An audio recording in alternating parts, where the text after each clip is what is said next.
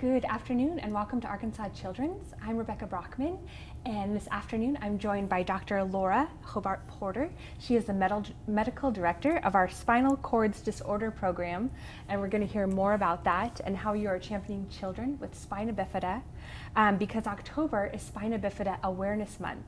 And so we want to highlight how we are caring for patients here in Arkansas and to celebrate the hundreds and thousands of people who are living with Spina Bifida on a daily basis. So Dr. Laura Hobart-Porter, yes. Welcome. So October, like I mentioned, is Spina Bifida Awareness Month. And for people who are not on the medical side, I know as I was researching questions for our interview, I was learning a lot, but I want to hear from you. You are our medical director. So let's start at the beginning. Kind of what is Spina Bifida and what does a diagnosis mean for a family? So Spina Bifida is when the neural tube fails to form properly while a child is being gestated. So while they're growing in the womb, their neural elements like the spinal cord and the spinal column fail to close in the back, and it leaves an open area. That can happen anywhere from the bottom of the skull all the way down to the bottom. It usually happens within the first month of pregnancy, and so a woman may not even know she's pregnant when this is happening. This is why it's very, very important for anyone who may become pregnant to take prenatal vitamins, because it does actually help prevent spina bifida and neural tube defects like spina bifida. And let's talk about the diagnosis. What does a diagnosis mean for a child and their family? This is a difficult one because most of these are diagnosed prenatally. And there is actually some intervention that can be done even prenatally. We don't offer that in Arkansas yet, but there is some surgery that can be done to close the neural tube defect while the baby is still in mom's womb. And if that is discovered early enough, that can be done. And there are some other factors that can go into that too. Once the baby is born, it does mean a lot of extra hospital visits, unfortunately, but the upside to that is we have a fantastic team here. I think it's a privilege for me to be able to work with all of them, and so it's nice to have them involved with all of our kids. We serve about 300 children throughout the state. Awesome. Well, we definitely want to hear more about some treatment. Going back to kind of what causes the spina bifida, and then again, a prevention that you started to mention. Yeah, so spina bifida has several different causes. There's not any one specific cause. We do know that folic acid helps prevent that, and that's incorporated into prenatal vitamins. So that's why it's so important for women who may become pregnant to take prenatal vitamins. I encourage, even if somebody has all of their birth control plans, lined out, still take a prenatal vitamin every day, because those precautions can sometimes fail. And that actually, before we did widespread fortification with folic acid, that cut the rate of spina bifida births from about 4,000 per year to 3,000 per year nationwide. So it does have a very significant effect when we do that fortification. However, there are some mutations, some genetic conditions that can predispose somebody to having spina bifida or getting higher risk for carrying a pregnancy with spina bifida. So we can't always prevent it, but we can obviously support the family. Okay, interesting. And along those lines, how common is spina bifida nationally and here in Arkansas? Well, so here in Arkansas, we have about 10 babies born per year. This year has been a little bit busier. So we've had 14 babies so far this year, and as you know, it's just October. So it's been a little bit much. I want everybody out there, take your folic acid, take your prenatal vitamins, but it's that's where we're at. Okay, so already seeing an uptick, and let's talk about some of the common myths and truths about spina bifida. Oh, I got goosebumps. This is a good one. Okay, so we have some folks have outdated knowledge about spina bifida, and I will say, for folks out there, most physicians don't get a lot of education on this. They might have one lecture throughout a 4-year medical school curriculum, and that's it. Okay. So a lot of people have outdated information. They think that spina bifida means that you automatically are in a wheelchair Some people think that you are automatically neurologically devastated, that quality of life is terrible. These are patently false. So children sometimes do need a wheelchair to get around.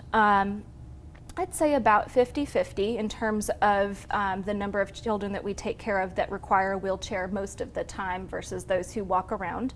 Okay. It may change the way that your muscles work. It may change the way that you feel or that you move.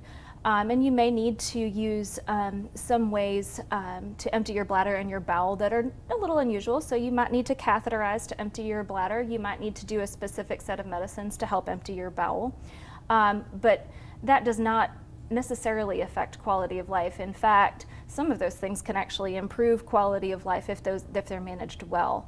It's a common misconception that children with disabilities have a poor quality of life. Mm-hmm. Actually, children with disabilities tend to rate their quality of life better than typically developing children, even if their parents feel that their quality of life is lower. Mm-hmm. And so I find it concerning when I hear families come to me for their prenatal visits, that the doctor that diagnosed it, the spina bifida, says, "Oh, well, I'm sorry." Mm. And talk to them about what a tragedy this is. Certainly we want children to be able to live as full a life as they can, but I don't see our kids as being limited. The only thing that limits them are the limits they put on themselves or that society puts upon them. That's awesome. And we're going to talk about resources and advice for families in a minute, but we recently received the Spina Bifida Association Clinic Care Partner. Yes. And that sounds like a big deal, but tell us really what that means. So Spina Bifida Association is a nationwide organization for advocacy for people with spina bifida.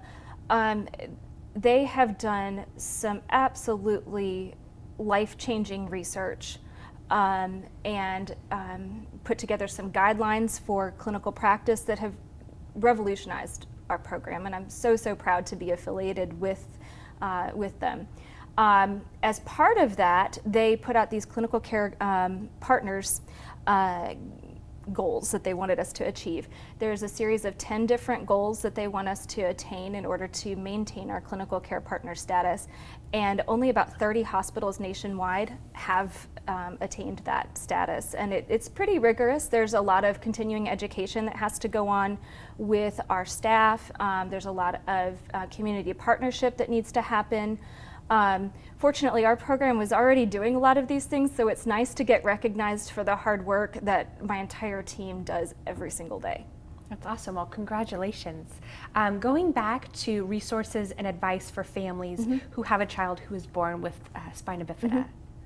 So I may be biased, but I think our team is fantastic with being able to provide those resources. So if there is a child in Arkansas that wants to come to our clinic and have us give them all the attention that they deserve, we can. We have multiple providers in our clinic, from orthopedics, neurosurgery, plastic surgery, urology, now neurology, nephrology, pulmonology. We've got a number of folks, and that's not even including social work, nutrition, PT, OT. And we also have a fantastic social worker who helps out with providing resources. And in each clinic visit, I go over some of the resources that are available in Arkansas based upon the age of the child. So we talk about the different adapted sports that are available. We talk about Spina Bifida Camp, which is my favorite. We talk about, as you get older, scholarship opportunities, vocational rehabilitation, driving, adapted driving opportunities, and equipment loan closets. So our program, I think, is a pretty good treasure trove of information, and I'm pretty proud of it. Excellent. You can tell. Yeah. Well, thank you for your time today, for sharing your passion, for championing these children. This is awesome to hear what the Spinal Cords Disorder Program is doing here at Arkansas Children's. If you do have a question, please leave it in the comment section below, and we'll make sure that Dr. Hobart-Porter gets a look at it and answers you. We also want to encourage everyone to get a flu shot.